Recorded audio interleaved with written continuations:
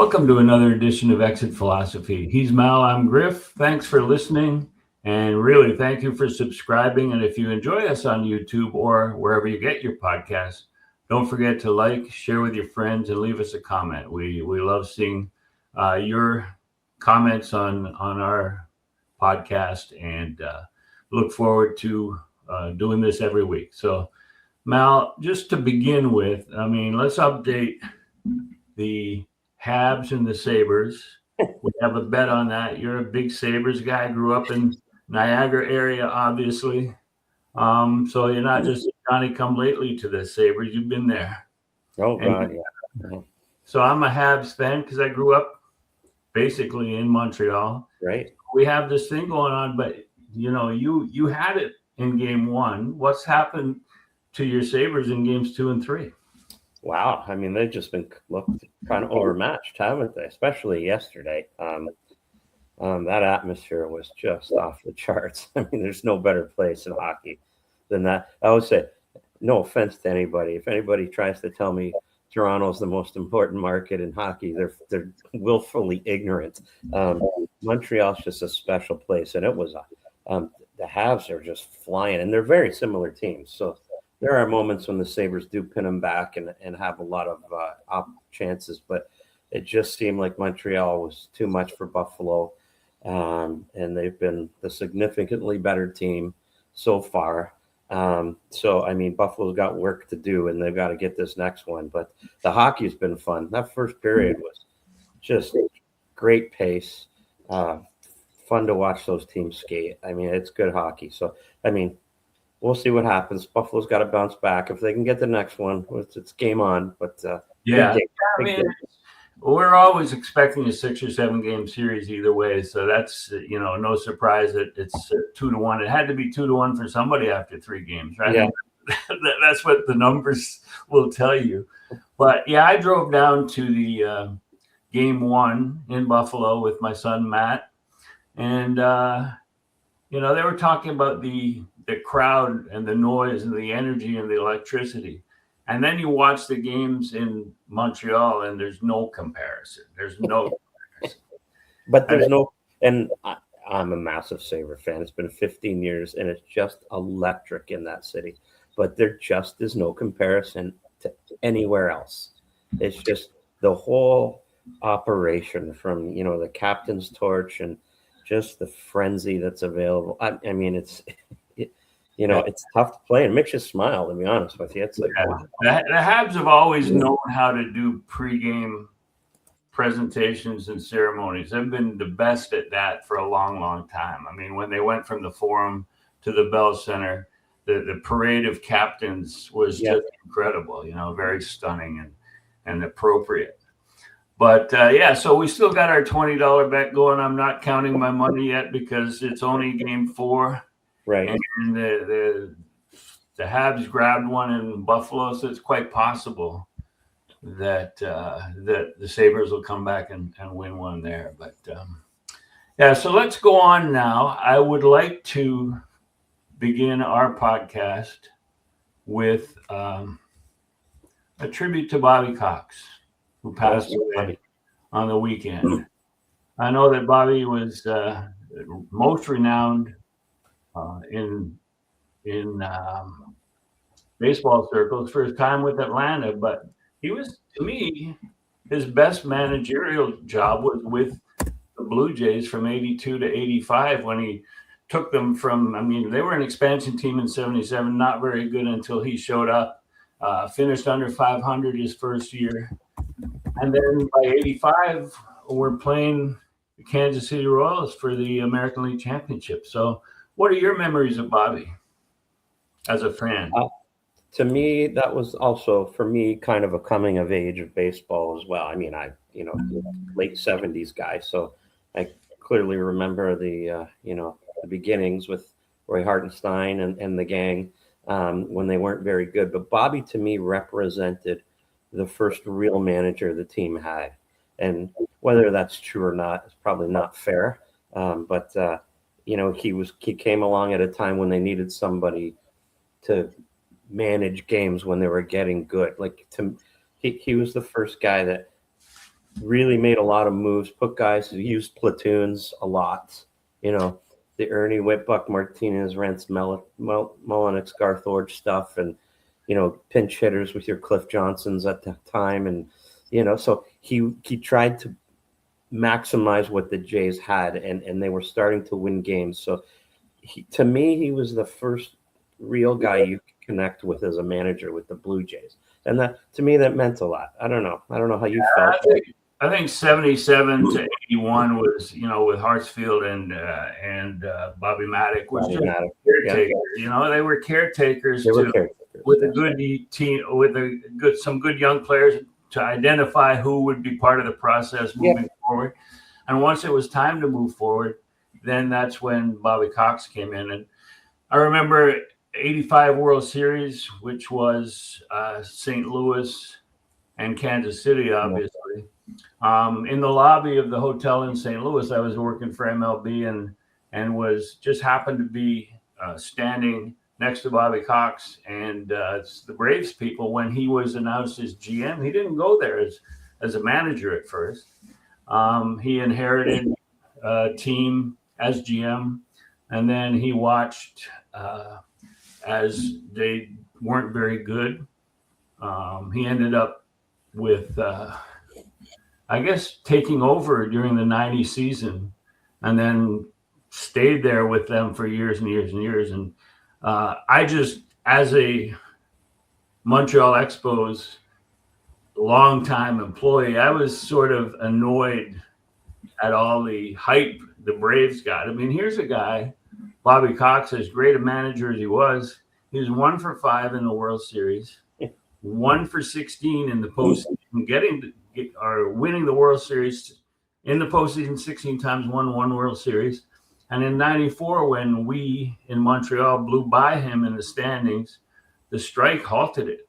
And we thought because the Jays had won in 92, 93, MLB was saying, screw you guys, we're not giving a Canadian. Yeah.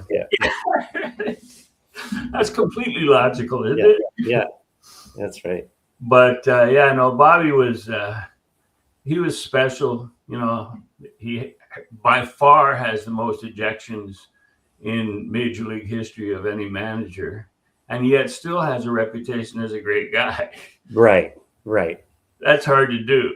It is hard to do. That's for sure. It was a different era back then, and I got to say I do miss that in some respects. You just don't get the arguments anymore because you know there's just no nuance. It's just black and white, right or wrong, and you know if a guy gets thrown out for different reasons, it's not. Yeah, I mean the ABS has ruined the volatility of the front row of the dugout, and Pete Walker was always a part of that with John Schneider or whoever was in there. But you know, if you have an issue with balls and strikes, just challenge. That's all. Well, it's taking the human element out of gamesmanship. We were trying to get a call down the road, or you might get. It doesn't matter if you get a call; you just challenge it. So, I miss that. I miss those days of Bobby and Weaver and Billy Martin and those guys. But I mean, we move on. Do we have just a personal question? Are we going to have the ABS challenge system in the Perfect Game League this summer? So that if we don't, I'll replace all those thoughts that you had about challenging umpires. I've seen you do it. I'm counting on you. No ABS yet. We're not set up quite yet. So you still need the gamesmanship. I'm confident you'll give it to me. The Blue Jays in the week that was. I mean, they're very quietly, and they went through a stretch where they weren't very good during this past probably 20 games. Yeah, it is 20 games because they are 11-9 in the last 20, but they dug themselves a hole. They're not close to being where they need to be, and it seems to me that taking 2 out of 3 from the Angels when you had a chance to sweep is a problem that they're going to have to overcome. You can't get back into this taking 2 out of 3 in series. And they've done that 4 times in the last 6 series, I think. When they split one 4-game series and they got swept. So it's a mixed bag of results over the last 20 games. What did you see the last week to either give you hope or sort of subdue your enthusiasm? Yeah, I think it's more of the same. I think, they're one of the teams in the mix. What gives you hope is they've got enough starting pitching to win series, but they're just not very deep with injuries. And obviously, we'll talk about losing Barger again, but that was giving people hope. They just seem to be one of the teams in the mix as opposed to above everybody else. But the pitching, if you have hope, I mean, if you're running Cease, Gosman, Yusevich out there, you should be able to win series, and they kind of are. So I think you just got to keep, like you always talking about, get those milestones, get to 500, and 500 this year looks like it's going to be an important mark because you're going to be right. You're going to be right there if you're 500. We'll get into that a little later about the AL versus the NL. Right. But I remember Friday in the opening game of this homestand, I asked John Schneider about the importance of getting Addison Barger back more than just the fact that he was 1 for 20 before he got hurt. Mm-hmm. But the fact of his arm as a deterrent. And you and I talk about this every week, is that they're running on the Blue Jays outfield arms. And it's ridiculous, that's a big difference between last year and this year. And it's a big difference between results for your pitching staff when other teams are taking liberties on the bases with your outfielders. Even a medium depth fly ball, guys are tagging and going second to third and scoring from third on fly balls like that. And then I talked to John Schneider about Addison Barger and his deterrent arm, and he agreed, but he did downplay it a little. And then the next night when they needed him, when he made his re-debut, he held Soler at second base on a single to right that they would have gone to third against any other right fielder that the Jays have. And then he throws him out on 101.2 mile an hour fastball, circled the ball. He's an outfielder now, Right. Obviously, third base has been earned by Kaz Okamoto. He has earned the right to play there all the time. So you're not going to see him moving across to first base, which is why Lenin Sosa has been taking a lot of ground balls, doing a lot of work at first base, because I guess as long as he's with the Jays, he's going to be the backup second baseman and backup first baseman. Right. But the Barger, when he circled that ball to get himself in a throwing position and threw that one hopper to the plate at 101.2, we're going, yeah, this is what they needed. And I don't know if you were watching the play. Yep. The next day he wakes up and probably discovered that his arm hurt when he couldn't wipe his ass. But that's usually how it works. Yeah, that's really how it works. But how big? And he's gone for an MRI. As we record, we haven't seen the results. They haven't announced the results. But how big would it be if he's out again? Yeah, I think it's huge. I mean, obviously he wasn't hitting, but I mean he just got back. I mean, like you just said, they're missing that, and we've talked about it. This defensive juggernaut is just slowly kind of dissipated with injury and some of the change in the makeup of the club and some of the even just general injuries in a VAR show. So it was important, and you just saw it. You saw how important it was, and that's the difference. Little things in the game people don't see. You hold a guy going from first to third, things like that. So the team needed that. The pitching staff needed it. And it's frightening when an outfielder can't go. The last time I remember that is when Batista overthrew to try to make a point to the Orioles, try to throw a guy out at first base, and he hurt his arm. He literally hurt his arm that day, and I'm not sure it was ever quite the same. So I worry for Barger when you wake up like that, because that's the last thing they need is, let's just hope it's just nothing. But yeah, and one thing, even if he does come back, and you talked about Bautista and how he never threw the same or never seemed to throw the same again after that. With Barger, you're wondering if in the back of his mind, every time he lines up for a throw, he may never equal 101.2 again because of the immediate result of making that throw. Yeah, that gets in your head too, right? If something's potentially there. So like I said, let's hope it's nothing major at all and he doesn't miss much time. But that does worry you when you wake up and you can't feel your forearm, as they say. Yeah, no, for sure. Let's talk about, again, last week, even as late as last week, we talked about the conundrum at catcher with the two guys that are replacing Alejandro Kirk. And Kirk was not hitting well when he went on the IL, but we're finding out how valuable he was and how big a loss it was to the Blue Jays. But all of a sudden in the last, probably since he got 4 hits, so his bat is coming around. I'm talking about Brandon Valenzuela. And, Yep. it was a good deal in June when they picked him up from the Padres last year. And it wasn't scheduled that he'd be in the major leagues at this moment, but he had to. He was forced to. And he's developed a better catcher defensively and a higher ceiling offensively than Tyler Heineman. Do you think he's done enough to, at least until Kirk comes back, play, say, 2 out of 3 games? Yeah, I think you have to. And I think we talked about it when Kirk got hurt, Rich. We said we'd like to see Valenzuela get a run.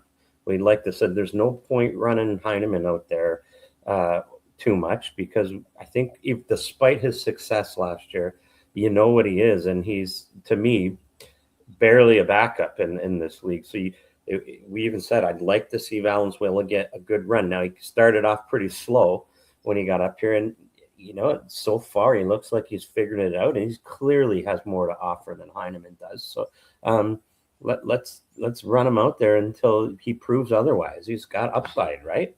So yeah, I also talked to John Schneider and asked him about whether there is a tendency in Major League Baseball now, with all these kids being signed to long-term deals before they even do anything in the major leagues, whether there's a move towards athleticism instead of fundamentals. So you can live with fundamental mistakes for the sake of a higher ceiling athlete.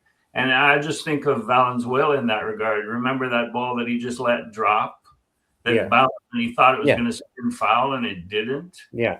And it was a costly play, but it's part of a learning curve that I think major league teams are going to have to live with. Well, the Jays do right now. Yeah, the Jays. But there's a lot of teams that are, they say, well, this guy's a great athlete. We convinced him not to go to Vanderbilt or not to go to LSU or not to go to Florida because we said you're not going to ride buses for 5 years like in the old days in the minor leagues. Right. So we're going to get you up as quickly as possible. And that may be the only way to deter guys from going to college, especially with the NIL. Yeah. They can make money. So you give a signing bonus. In the old days, you give a signing bonus, you send a guy down, and by the time he makes it to the major leagues, his signing bonus is gone because he's working for peanuts down there. Yeah. Yep. But so that's all going to change.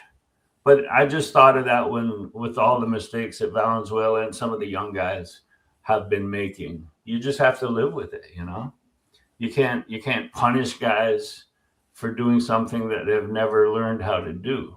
Well, and that's just the change in baseball over the years, where we suppressed guys early and paid big money for free agents, and then we finally learned that paying big money for 35-year-old players isn't very smart either. So we'd rather bring the young guys up and live with their mistakes. For me, that's going to have to be a big part of the theme of the negotiations for the upcoming labor agreement is that change has been recognized, and it's not that major league teams are conspiring against older players. It's that the numbers show and the studies show and the analytics show and the metrics show that, as you said, 35, I think it's even 33, 34, that long-term deals just don't work out. They don't work out. It's going to have to be something to protect the older players. And it used to be that they were negotiating to protect the younger players, but the younger players, the good ones, are getting their money early. Right. And the only way to do that is to grant guys free agency earlier so they make their money. You know what I mean? Because they're not going to make it at 33. Yeah, if you go free agent after 6 years of service at 32, 33, you're not going to make it. If you go free agent after 4 years, you might be in your late 20s and then have a chance. That's right. That's right. So I think that'll be a big part of it. We'll have to wait and see, but you and I both agree that it would be the dumbest thing in history for baseball to shut it down at the start of the 27 season. Yeah, I think that's an obvious one, but maybe only to us. Hopefully not. Yeah, as fans. Yeah. Let's look at the week ahead then, because they're not playing in the Tropicana Field House of Horrors, but the Rays are in for 3, and we're recording Monday morning before Game 1 of the series. And the Jays have had more success against the Rays at home, but it's hard not to when you look at their record in Tampa. They play 3. Then they go on a road trip to the Tigers, and the Tigers seem a little bit in disarray because of pitching injuries and whatever. And then here's what I want to ask you about the Yankees series in the Bronx. We're talking about maybe Garrett Cole being back for that. We're talking about, are the Yankees laying in the weeds thinking about last October? What do you think?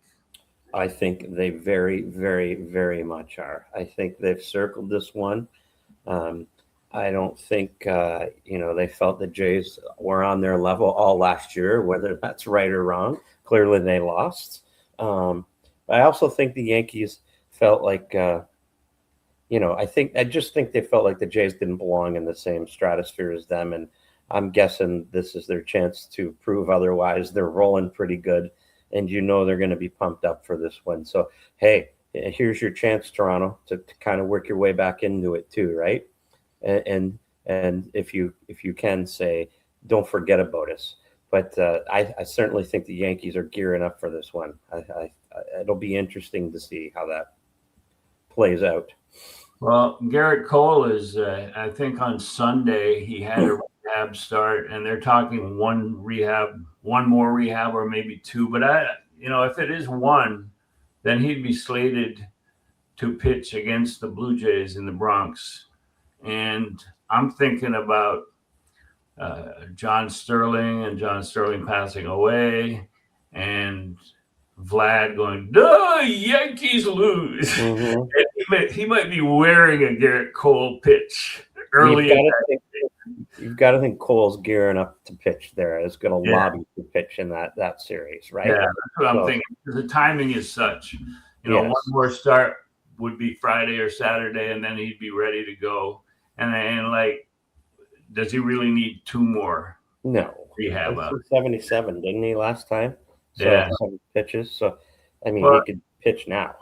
You were describing a moment that got a lot of attention in Garrett Cole's rehab start. I think it was on Sunday, when he did the major league thing and got critiqued by some people. But you like the fact that he did what he did. Can you describe what you saw? Especially, it's a time-honored tradition when guys go down to the big leagues. You take care of guys. You show them what it's like. You buy the post-game meal. You know what? One of them is, don't over-pimp a home run if you hit it off me either. So you're going to eat one. So I'm going to show you what it's like up in the big leagues. So he didn't hurt the guy. So it was just a message from a star big leaguer to a minor leaguer. And I thought it was pretty harmless, and I thought it was pretty good, actually. So those that are complaining about it, read the room a little bit. Garrett Cole's a pretty smart guy. Yeah. What struck me is like, what? When I saw that, the guy's facing Garrett Cole is probably a big moment in his life. He's a minor leaguer and he gets hit in the ass. Well, suck it up, Toots. Yeah. He's probably pretty proud of it, actually. Yeah. He hopes that the bruise doesn't heal because it's a Garrett Cole bruise. That's right. So I thought it was a pretty funny moment, pretty harmless, actually. Now I want to talk about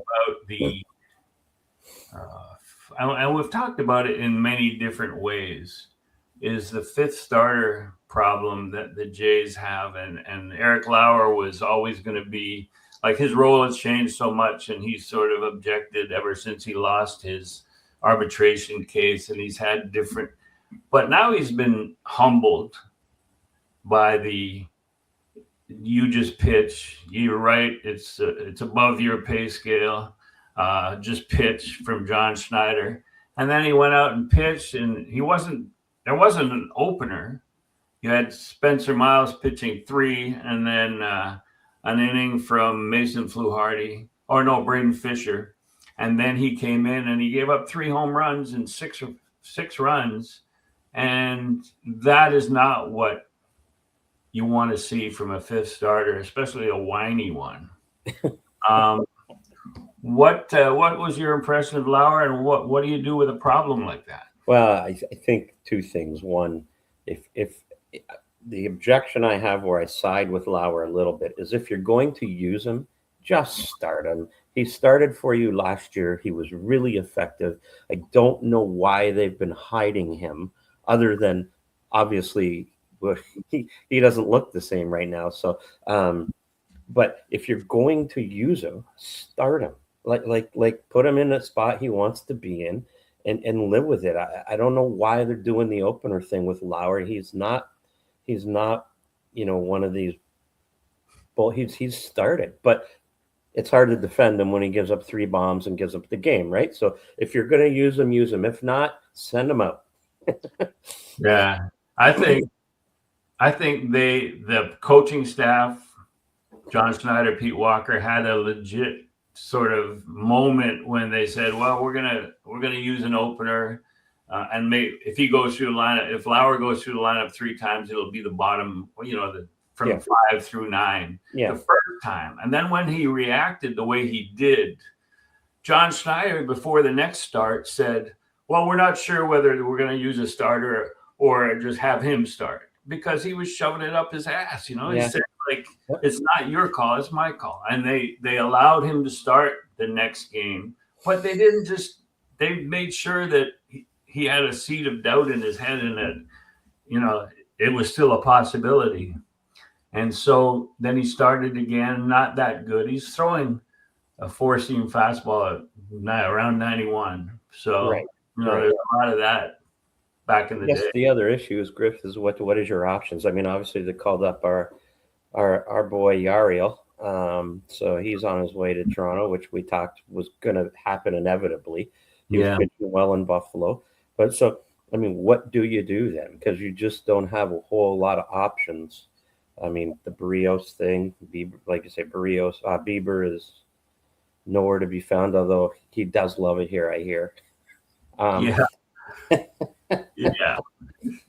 He does for the amount of money he's making. That's for sure. Because he's going to have to explain why he took the player option for 27 to 28. Right. If he doesn't love it here. So, I love it there. I just don't love my neighbors. Yeah. So what are the options? You're not using Spencer Miles as a starter. You got to baby him a little bit. I mean, there's a guy who only had 14 pro starts before they picked him. And can we just settle down on what a great move it was? It's May 11th. Right. He's got to make it through the season still. You know what I mean? Like, let's just calm down on the Spencer Miles fandom. But they just don't have a lot of options. So if they're going to use Lauer, I'd like to see them just get behind him and start him. And until you can't. And maybe they can't. Yeah. Well, we got a segment later on about the number of or the makeup of the Blue Jays top 30 prospects. And to your point, there seems to be a lot of good young arms, but they're too young at this point. Position players, you can live with lack of fundamentals in favor of athleticism, but on the pitching side, you can't just say, oh, this guy throws 99, let's bring him up, because that's not the way it works in Major League Baseball. No. As far as pitchers are concerned. Right. It's a little more difficult. Mm-hmm. So let's discuss now, in terms of expanding on roster decisions, about sending Yohendrick Pinango down and keeping Davis Schneider up.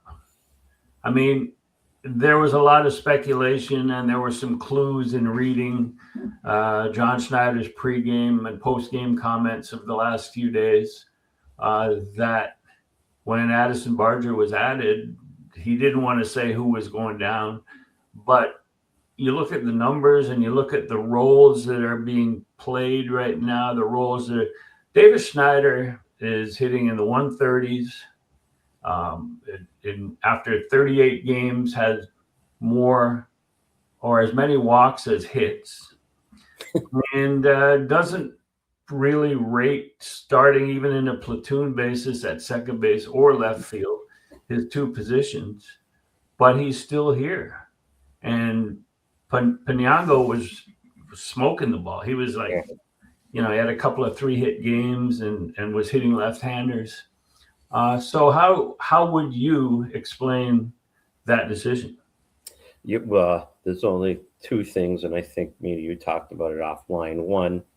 One, Davis Schneider hits right-handed, and I think for some people that's important to have that flexibility, although you can't hit 140 no matter what hand you hit with.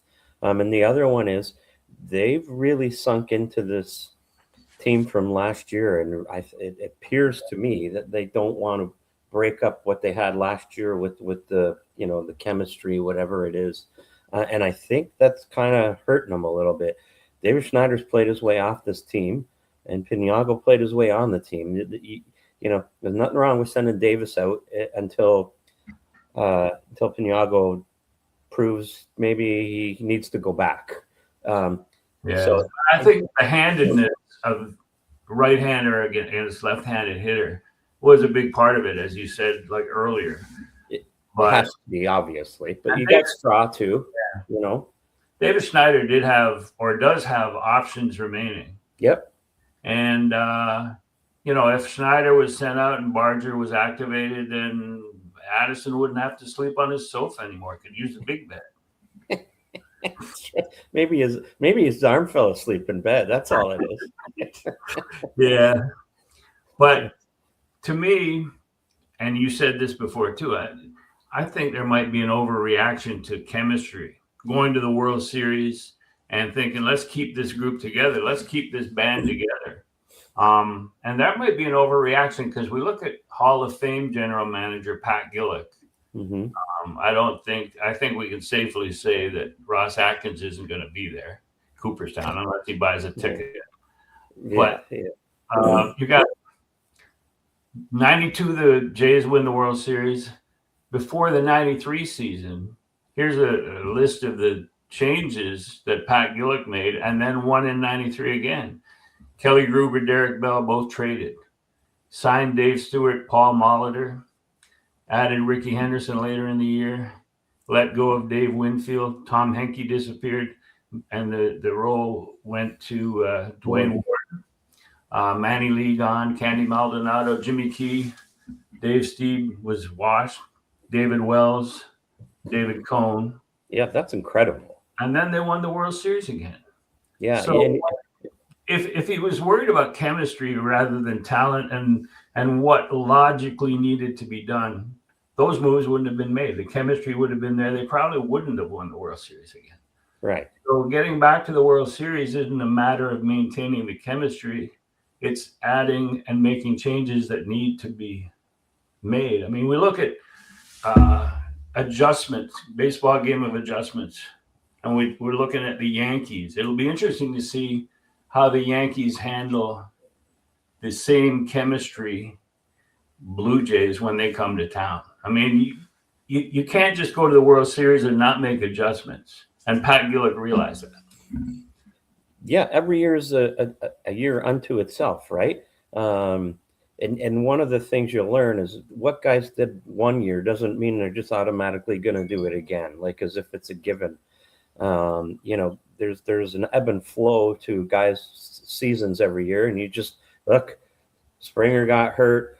Schneider's not hitting. Heineman's not hitting. All those little pieces that actually contributed last year, those aren't gimmies. And when they kind of go back to career norms, you got a problem. So you need to be better. You need to get better. And if there's a concern, they didn't do enough. They went out and got Cease, which was great. As you pointed out, they clearly knew Bieber was not going to be around. So maybe they didn't do enough there. Yeah. And when they got Cody Ponce, it was because they knew Barrios wasn't likely to be around. Right. Not only because he had a stress fracture, but because of his disappearance for the World Series, and he's sort of in their doghouse at that point. Yeah. So they got Cease and Cody Ponce, but not out of any Einstein moment. It was because they knew what was going on behind the scenes. And so far, they haven't done enough with the roster, the position players. And that's the concern, because you're not getting the production you got from certain guys last year, and you're not getting it, and it shouldn't be a surprise. That's the thing. I mean, some guys, you want more out of Vladdy, clearly, but that is what it is. Yeah, it's the bit guy, it's the part-time guys that you should not expect to get what you got last year, and you're not. So I'd like to see them. Obviously, when a guy comes up and hits 500 almost, probably should keep him in the lineup for a little while. Yeah, no doubt. We talked earlier about the National League and the American League, and how, I've always paid close attention to the interleague records, and that's when a league gets above 500 or below 500 as a group, because when you're playing only in your own league, the league record is going to be 500. Yeah. But here's the numbers that have astounded me so far this season in terms of National League and American League. National League, and you pointed out that the wild card in the American League, as it currently sits, they're like, most of them are under 500, right? Yeah, it's quite a race. Yeah. So the American League is 25 games under 500 as a group, and that's all in interleague play, obviously. The AL East is +9, and we talked about how the AL East was struggling early on. They were like 10 games under 500. So there's been a bounce back, obviously, with Tampa Bay and the Yankees leading the way. But the other three teams are sort of right there with the Red Sox, the Orioles, and the Jays. And the Jays need to separate from that pack. But the AL East is +9. AL Central is -13. And the AL West, which I think people thought was going to be better, is 21 games under 500 as a group, which leads us to the National League, the Central, where there's not a lot of high payroll teams. No. 31 games above 500 as a 5-team group. And the NL West, 2 games under. People thought that with Arizona, San Diego, and the Dodgers, that they'd be really good. And the people overestimated what the Giants were likely to do. And the Rockies are the Rockies. But the West is 2 games under.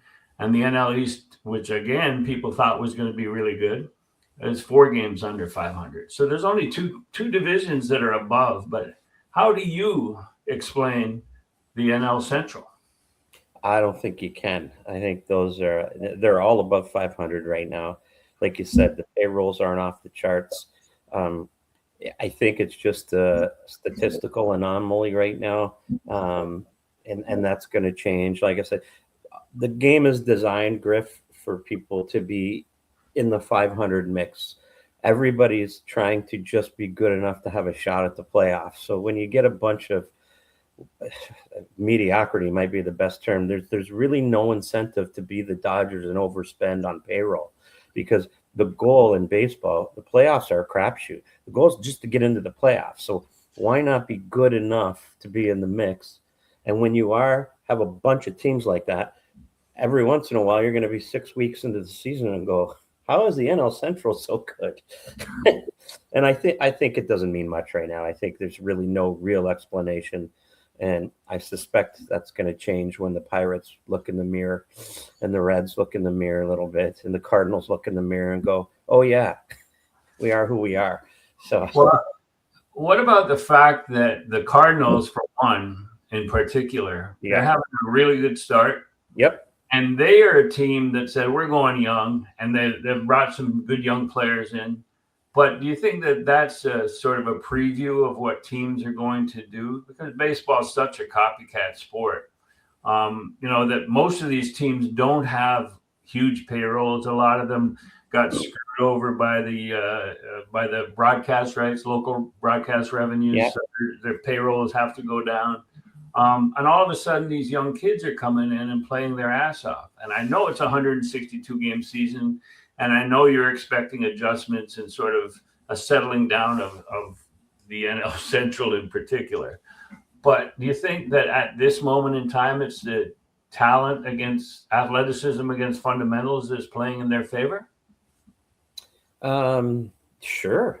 And I think that's part of being in the NL Central too. We just talked about that maybe the focus to get away from what the Cardinals were doing, spending on veterans that weren't necessarily producing, having a massive payroll, and you're like, we'll take the mistakes of a young group, and it might benefit us in the long run anyways. They're playing with enthusiasm, and the athleticism has taken them maybe a little farther than that high payroll third baseman they had, and things like that. So yeah, I think you see a lot of that, and like I said, especially in a division where everybody's kind of doing the same thing, maybe other than the Cubs, who shouldn't be, but the Cubs. But also, I mean, we've seen it before with when the Blue Jays weren't playing particularly well, how other teams set up their rotation to sort of pitch their 3, 4, 5 guys against a certain team, and then save their 1, 2 guys at the top of the rotation for a team they consider important, like the Yankees would do with the Red Sox. They would come to Toronto or at home, and they'd have 3, 4, 5, and then be ready for the Red Sox when they play them. So maybe at this point in time, until further notice, teams are doing that with the NL Central, and now they're going to have to realize we can't do that. Right. Yeah. But I mean, over so many years, I've seen so many teams do that. Yeah, you always tweak it a little bit, right? Because you're looking ahead. How do we set it up for Halladay to pitch in the big game? Right. and when you're a team that's not as good, every game is a big game. Yeah. When you're a team that's great, and like Dodgers, they know they're going to the postseason, you can set it up whatever way you want. You can give guys an extra day of rest by bumping them off of the Jays series or the NL Central series, Right. Not the Jays anymore because they're defending AL champs, but yeah. Now let's talk about, and I sort of discovered this by doing some research on it, but there's a lot, when teams trade at the deadline, when teams become sellers rather than buyers, the feeling is that they're going to be rebuilding. But and it's not necessarily always the case, because you look at the 2024 Blue Jays, they won 74 games, and they traded a lot of useless veterans at the trade deadline that weren't going to be there in 25. And so they got assets in return.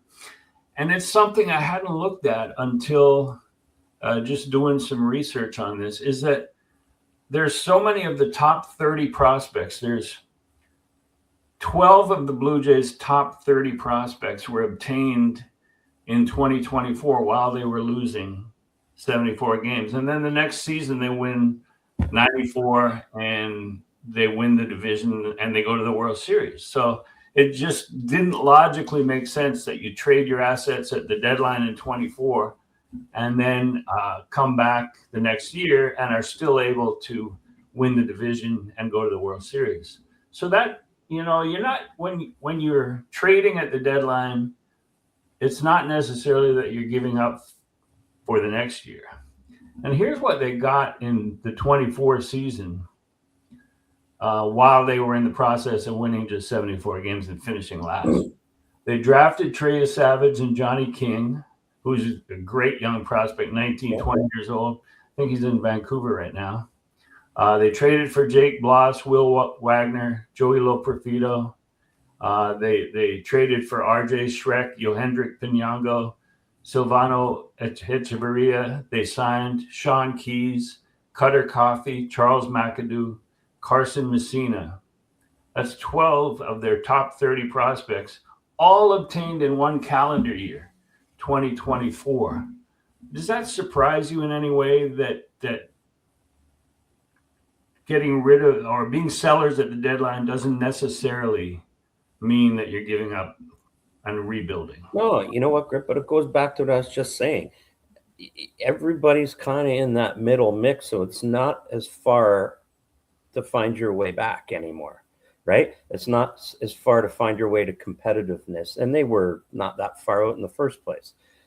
The surprising part is, that these guys are all in the top 30. The Blue Jays didn't have much of a farm system for a while, so they needed to restock and get some prospects in there. So it wasn't hard to move some of those 30 out when you get guys to come in, but they're significantly better. But you can retool more quickly these days because, again, you're not competing for one divisional playoff spot in the American League East and not make the playoffs. You can get back to in that playoff mix quick, and trading off guys is obviously a very smart thing to do these days if you're not in it, because you can get back quick. And they have, obviously. Yeah. I got another question for you on this regard, because you obviously were with the Jays a lot when they were in some struggling years. But when you have an affiliation with Buffalo, or like they did with Syracuse, and then you go to New Hampshire and they've got the AA team there, the big league club has a responsibility to put a competitive team on the field in those cities. So if you don't have your own prospects, it seems to me that there's a lot of times where a team reaches out to sign washed up professionals to send to their AAA and AA teams just so that they don't lose 100 games. And in this regard, with the reload that they did in the farm system, and most of the guys they obtained when they were obtained in 24 were 2 or 3 years away. Good players, good prospects, but 2 or 3 years away. You don't have to go out and get those washed up scrubs anymore. You have competitive teams at AAA and AA, and that's what pleases the ownership groups in those two cities. I'm not talking Blue Jays, I'm talking any organization. No, you're right. And I've lived through both of that. Historically, we would go sign that thumper first baseman to a guaranteed, deal to play in the minor leagues at AAA, just so they could be somewhat competitive, even though the guy's, a veteran and he doesn't have much to offer at the big league level.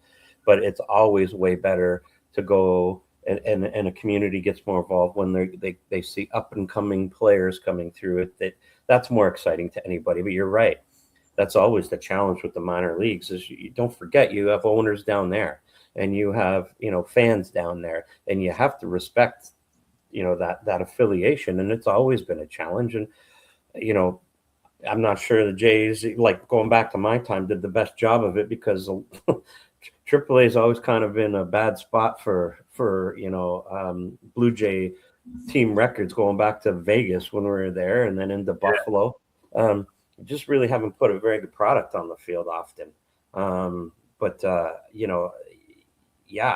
what happens. But it's way better when you can put it in some prospects, right? Yeah. People want to see prospects. That's what they want to see. They don't, there's only so many Crash Davises out there, Right. Yeah. And you know, when you had an injury and you at the major league level and you look down to the minors, maybe the guy with the best track record was a washed up guy that you had to bring up. And it didn't help either side. It didn't help the minor league team or the major league team. Yeah. But, Yeah, that's right. I want to ask you about contracts that are expiring this year, and the surprising number of Blue Jays players on this current team that are under control for 2027. I mean, you look at, I'll just read the guys who are guaranteed for 27, and then the rest of them are like arbitration guys or under control guys who are already at the major league level. But the guys that are locked in include Guerrero Jr., Cease, Barrios. Barrios obviously is, to me, obviously, to you, obviously, has a club option for 24 million and then 24 million, or a player option. He's not going to turn those down with the way his career has been going. No. Jimenez, that's Andres Jimenez, Hoffman, Santander, Kirk, Rogers, Tyler Rogers, Okamoto, Straw, who has a club option, which I would assume the club would pick up. It's only $8 million, and he's a useful player. Cody Ponce, and then the rest are arbitration, whatever. So now I've got a list of guys on this current team that are contributors that are going to arbitration, and I want to ask you who you would sign out of this group, who you would attempt to re-sign. George Springer, Gosman, Bieber, Varsho, Jimmy Garcia, Lauer, Scherzer. Those are the only guys that are becoming free or not signed and can leave. I mean, other than Patrick Corbin, obviously you're free agent. Which of those guys would you even attempt to re-sign? I think Gosman's the only one, and it depends on the price, right? I think this goes back to what you were saying earlier, the recognition that you have to move on and adjust that roster. None of those guys are appealing to me outside of Kevin Gosman, even Varsho. I mean, it just, I think diminishing returns are becoming evident. And, I mean, maybe he's someone you look at. But to me, all those other guys are you can move on from. Yimmies at this point, well, he hasn't even been around, so you can find relievers.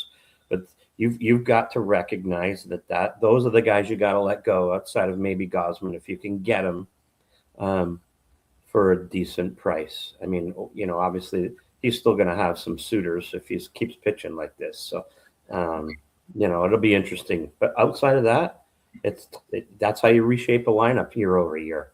Yeah. You don't bring those guys back. I mean, when you talk about Springer, the fact that he's an outfielder but not an outfielder, he's just basically a DH right now. This organization is very deep. We've seen it very deep in young outfielders at the minor league level. I mean, they broke camp with listing 7 out of 26 players as outfielders, and nobody's ever done that before. Right. Like, they have so many outfielders, and we're seeing more of what we thought Springer would be, but surprised everyone last year with a comeback of the year season. Gosman is a guy definitely that I would sign, or I would be interested in signing. And it sounds like he's interested in staying for like 1 plus an option or 2 years max. Because he basically is in command of whatever he throws, and he's smart, and he's a good leader in the dugout. Not as vocal as Max Scherzer or Chris Bassett, but right. He's a leader there. I would be interested in re-signing him.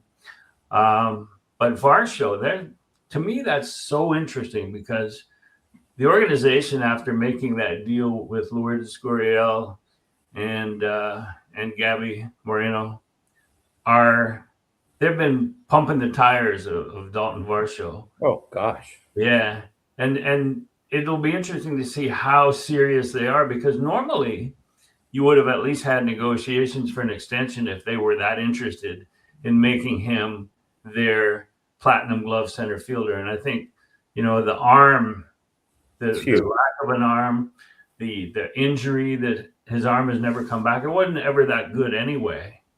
I think that behind the scenes, they may realize that Dalton Varsho is not long for this Blue Jays world. I think that's becoming obvious. I think he just doesn't do enough. Like I said, he's a good base runner. I think he's a smart player overall, but he doesn't do enough offensively. And if there's any question about his platinum glove defense depreciating, you've got to look at getting better there. You just got to look at a different, different look. That being said, would you, depending on the circumstances of the standings at the trade deadline, would you sort of dangle him out there looking for a team that might have an injured center fielder or might be looking for help in that regard? Yeah, for sure. If you hope Varsho can, put something together where he looks a little dangerous at the plate, like he can now and then, gets streaky, I think you have to. But again, that depends on where you're at, of course. But you need. I wouldn't be counting on Miles Straw to be your center fielder either. I like him, but yeah, no. His best role is as probably a fifth outfielder. Right. I mean, he was not even. It's amazing that he was in the minor leagues with the Guardians of all things, but he's at least shown he's a major league player. You know what I mean? Since coming over to Toronto again. So yeah, and Scherzer was just taking a flyer, and as we've talked about on Exit Philosophy, he's been important in the dugout more than on the field. Even last year when he was injured and was there as counsel, but he was coming out. We were waiting after the game on Friday, and he was coming out of the clubhouse, and he had all his kids with him, and his little daughter was there, and so I said, "Hey, no agents in the clubhouse." She sent that letter to the Blue Jays saying, "My dad decided." But so that group is not going to make or break the 27 season for the Blue Jays, that free agent group. That's right. I think they're in better shape roster-wise for next year than people realize. Maybe. Yeah. But it's just starting pitching, and they would need Cody Ponce to bounce back. I don't even know what they're going to do with Barrios. We haven't heard a report as of he's going to see Dr. Meisner and whatever to get an update, but I think there's more to behind the scenes than they're letting on in terms of that. So it's interesting. Major League news, we'll wrap up with a little Major League news, which was Mookie Betts being activated. As we talked about with the Dodgers, no big deal. They had some good fill-ins at shortstop for him. I just wonder, though, what is Mookie Betts at this point in time? You know what I mean? Like, he wasn't very good last year, and he wasn't very good before he went on the injured list this year. So I'm sure he's fine, but curious to see what it looks like when he comes back. Yeah, those are the only questions that if we find out that it's like you're saying, it'll be in the postseason, and you go, oh, geez, they're relying on Mookie and Freddie and all those guys, and it didn't happen. So maybe he is done. Maybe he's washed. So we'll see. But for now, you can't, with the contract he's got and what he's done for the organization, you can't say, hey, Mookie, we're just going to use you in a bench role right now. No, God, no. He's a key part, but it'll be interesting to watch. Yeah. So we'll just wrap up here with I'm going to ask you about preparations for your Diamondbacks, your Ironbacks. It happens a lot. Yeah. Yeah. Catherine's home opener June 3rd. June 3rd. Yeah, Friday night, June 5th is a big night. It's all day, every day right now. So yeah, just getting the kids ready and the accommodations ready, and trying to just tie it all together and sell some tickets. So feel free to come out, folks, and watch Rich Griffin manage this product. I know we have 3 ringing endorsements that you're going to put up on the website or send out. I am. From, I think, John Gibbons, who gives us one every year. And then Louis Varland, who played in the Perfect Game Summer League. He's got one coming out. And then Pete Walker, who last year gave us inspiration in the middle of a losing skid. He did. We finished strong using the chalkboard inspirational message from Pete Walker. So Pete gave us a video endorsement. So we'll have that up on the website at some point. Yes, we will. We'll get it out on the socials from between now and when we start. So, all right. Well, I appreciate all of that, Mal, and we will be back at you next week. Thank you, and appreciate you all for listening and for sharing and leaving comments. And we enjoy doing this. We hope that you enjoy listening to us. Thanks, Mal. Yeah, you got it.